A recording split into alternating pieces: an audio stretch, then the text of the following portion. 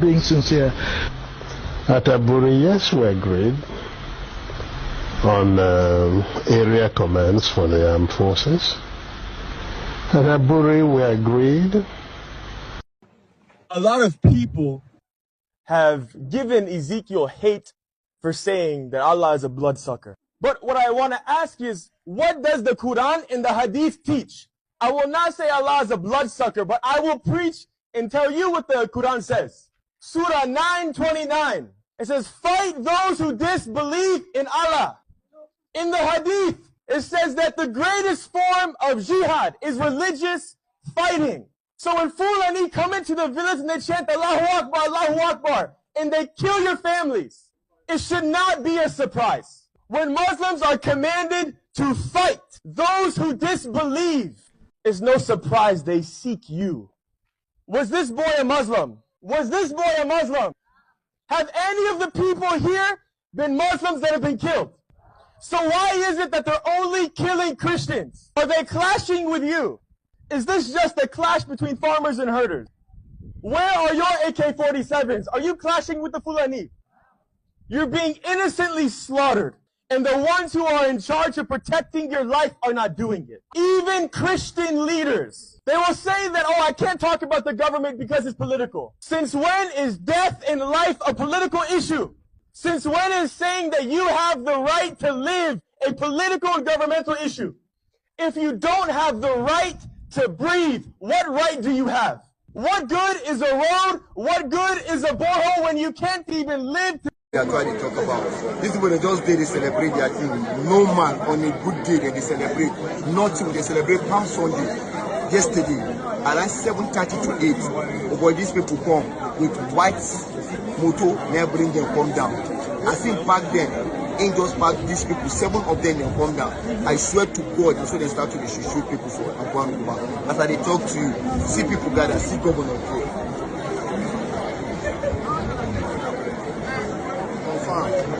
Confirm, real, no be choice play. As I talk to you, any story we hear apart from this story where they tell you, I swear to God, on a lie. You understand? These people come and they shoot everybody. They kill even 2 Muslims. Confirm, and they tell you they kill 2 Muslims. They kill 28 Christians and 2 Muslims. That is 30 people. And then they ground. Like this as I talk to you. Life and direct, nothing that will be there. Now government not put coffee for just not. How it will concern us now? Now, from like that, now we're not going to celebrate our own Easter, sake of some kind of group of bandits, thieves, and nonsense people who don't start our country. May Almighty God judge them. Those people who they kill, they are full of good their head. Nothing say you go kill them go in vain. I don't want to know the religion where you be. I don't want to know. But no religion will preach this type of thing. See, governor, everybody they there. This thing are very bad thing. They want to destroy Plateau, home of peace and tourism. But now die. We will still maintain our peace. One love. Big up. Okay, good day. As I'm speaking with you right now, over 40 persons have been confirmed died in Jos. And this has caused shockwave around the world, around Nigeria. Everybody's talking about this. As I'm talking to you now, Gowon is in panic. He's in tears. He's saying that he regrets, not moving forward with the Aburi Accord and fighting the Biafra war. He said, had he been, he would have, signed and moved forward with the Aburi Accord. He's regretting because of what everybody's talking about, the complete massacre. Trump, Israel are not happy as regards this. What is your take as regards Gowon? Shedding tears, saying that he has made a very big mistake as regards the Aburi Accord, agreement. A very big mistake indeed. The people of Middle Belt have been massacred in a local government in Jos Plateau, according to that report. As you can see, Alex Babi, has been shouting all over the country, calling attention of the international community, sending a very strong warning, a signal to the president of Nigeria and all the leaders of the North. Surprisingly, a lot of people were very surprised at the statement reportedly credited to Yakubu Gowon that it was clearly a mistake, that Ojukwu was actually right. And people are asking, why this consciousness now? Why are you now speaking up? will discover that, that attack was actually carried out in his local government, of former military head of state of Nigeria, Yakubu Gowon, and of course, who led to the Nigeria Biafra war as at that time. Regretting, as being reported, that he has even gone as far as meeting the Bola Ahmed Tinubu, trying to get the United States government attention and the world leaders' attention, that he's no longer interested in anything that has to do with unity of Nigeria, and that the possibility, if possible, that they should seek for a safe zone for Christians in Nigeria. And what is he talking about now? Is recognizing that the mistake of 1976 was a deadly one, and that he regretted ever not seeing what Ojukwu actually saw at that time, and be able to save his people. The statistics have it now that Nigeria is ranking. I think Nigeria moved from the 7th position to the 4th position, going to the 2nd position now, as the worst, insecure nation in the world now currently.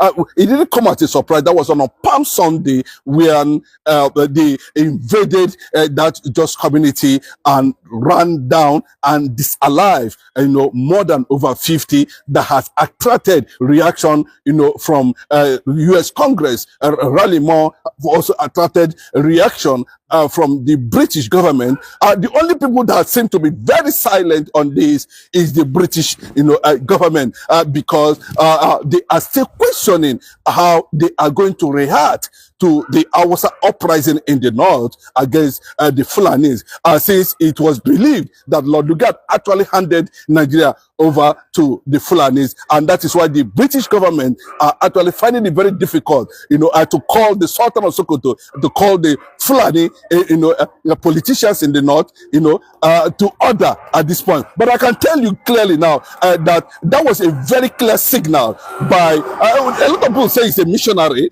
even though the northern youths are already calling for his, arrest, as you can see in the video that played out, before this commentary, that immediately I think he should be arrested, for commentary on the president and of commentary on the ongoing genocide in Nigeria. He told Bola Tinubu, would you now come out and deny again there's no genocide in Nigeria? Unfortunately, the massacre has gone viral all over the world, and I'm reporting to you now that is the position of Yakubu Gowon currently now. Mistakenly, according to him, it was a deadly mistake to have fought on the side of, and is calling the world attention now to look at the issue of Biafra and consider it a safe zone, for Biafras. It's quite unfortunate. My heart goes to thousands of people that has been disalived in that part of Nigeria. And of course, the people are not relenting.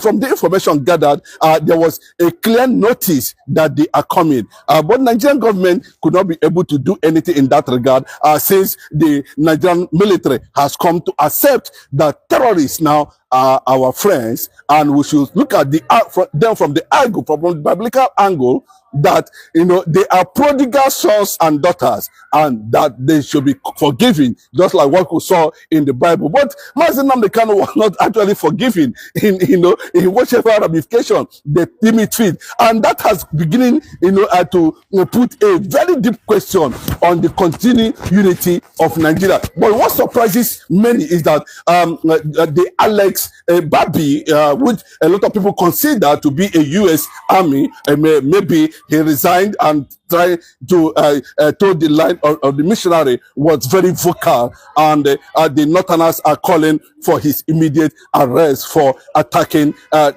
questioning the rationale behind the ongoing killing unchecked by the federal government of Nigeria under Bola Ahmed Tinubu administration. Do you not think if the government, because we've seen what this guy is doing, is trying to improve and better the life of the northern, youth, but if the federal government choose to, call for the arrest of this guy, do you think the U.S. government will accept? I better, yes, as the narrative is already pushing, I can tell you that Bola Ahmed Tinubu is pro-North. Bola Ahmed Tinubu is pro-Sharia, Bola Ahmed Tinubu is pro-Islam, and Bola Ahmed Tinubu's political party has already been tagged as a terrorist organization by a Canadian government. You can go and confirm, and right from, if you have been watching subsequent videos I have been making on this platform, you will notice at every point in time, I try to tell you that, the uncertainty that is hovering over Nigerians, unity was as a result of the role the British government are playing up to this moment. I don't want to give you details of what transpired in the recent visit where Bola Ahmed Tinubu visited King Charles and what actually played out, how Abata factor actually came into that deal and everything was factored in, and the reason why King Charles is trying to run to go and beg Donald Trump over certain things. But as it is now, the US envoy, let me just mention his name, Dr. Sam Brown-Black, made it very clearly, and today the U.S. government has concluded, as I'm talking to you now, the U.S. government has concluded, so that since they have rejected to do away with anything that has to do with Sokoto Caliphate, since they have decided not to do away with Sharia, that the conclusion is that Nigeria would definitely go their separate ways, and the only option, the only nation, the only thing that's on the table of the Oval Office now is the recognition of Biafra, and they are giving cautions and conditions on it that it is a safe zone. Mark my word, it is a safe zone, for Christians, in Nigeria, to avoid being, captured on the ongoing jihad that is going on all over the country. Let me just tell you, for a lot of people who do not understand what jihad is, maybe a lot of people understand what jihad is. Jihad is conquest, conquest, that is what it is. And the heat in the Middle Belt, has triggered a mass exodus of these extremist tendencies down to where they believe that they want to make it their own indigenous, land, and that is Nigeria. With the federal government, you can see for some time now, we have been seeing these things happening over and over again, but there is no official statement coming from the federal government. That is quite suspicious. That is quite unfortunate. Even at this moment, we have not seen condemnation coming from the presidency. Is Bola Ahmed Tinubu actually acting a script? Is the southern part of the country in danger? Has Christians in Nigeria have been mortgaged, has been sold to the identity they do not know how it came about? There's a lot of things that have been playing on the ground, but what happened on a Palm Sunday was a clearer review and a clearer reference that at the end of this unfortunate entity, it will be decided very soon. If you look at that statement credited to Alex Babi, he told Bola Ahmed Tinubu that very soon you will face the consequences of that grave silence over what is happening in Nigeria, and that is a deep one, and that is why the northern youths, the northerners, Fulanis, are calling for his immediate arrest. But we've seen the world leaders like Netanyahu, Donald Trump come out to condemn the crime of Christians in Nigeria, and we've not seen the president. Just like you said, the president have not come out. Just like Lord Alex has been saying, he has not come out to even most importantly. I think the last time he visited was the state visit was Benue last year. He has not really come out to address or try to curb the insecurity. And don't forget what the US told Nuribadu, that they were given a specific time to disarm these Fulani bandits. Do you not think the world leaders